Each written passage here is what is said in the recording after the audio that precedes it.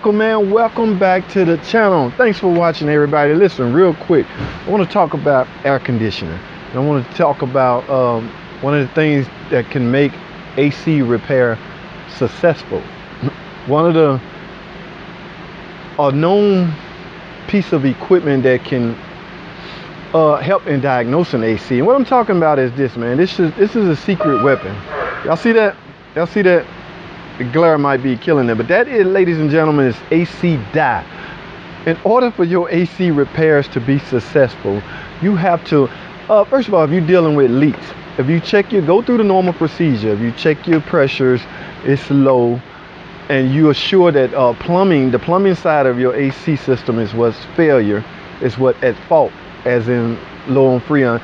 I'll say about 70% of the AC repairs is because of a little bit low on Freon. Now, simply adding Freon is really not a repair, okay? Because you don't just randomly need Freon unless there's a leak, okay? So make this your best friend, ladies and gentlemen. All right, this is AC dye, along with a little PEG oil, depending on the AC system you're working on. All right, so what you need to do is get this into the system. Now, there's a special tool that you can use to get this into the AC system, and there's a way you can get it in without the tool. Real quickly, I'm gonna show you the way I do it. If this is my car, and it's a quick repair. I got a nagging small AC leak. So what I have resulted to is adding some dye. I should have been did this. By now I would be able to see, so because with this in your system, you will be able to pinpoint the leak. So what I'm gonna do is install this. Again, this is my car, but you can do it the way you know how to do it. And I'm talking about installing dye. So what I simply do is, of course, drain any remaining AC Freon in it, bring the system under a vacuum. I'm using this machine right here. I'm gonna go 3 minutes in a vacuum. Okay, once I got it in a vacuum, I'm gonna go to this high side port right here, because this is the biggest one. All right, now I'm gonna take my pick and I'm gonna push the Schrader valve down, and I'm gonna simply pour the dye into the AC line.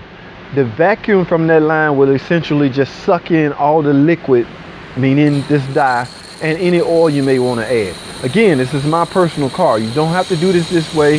This is not the proper way. This is simply an alternative way and a quick way to get it in. Okay, well, I do customer cars like this.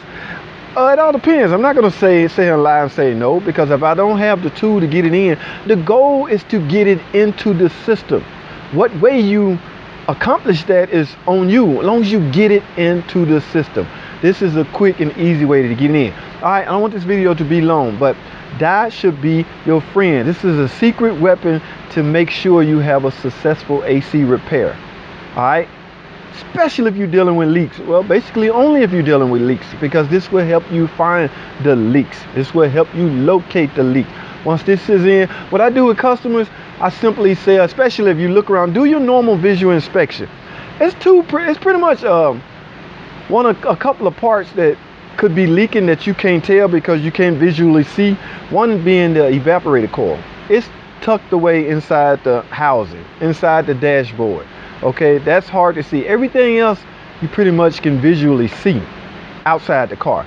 Okay, put the car in the air, look around the condenser area, look around all the AC lines, look everywhere. If you don't see any oil residue or leak residue anywhere, then you can, I wouldn't say assume it's the evaporator coil, but you're gonna have to visually look at the evaporator coil. Now, some cars you can take a sneak peek through the glove box.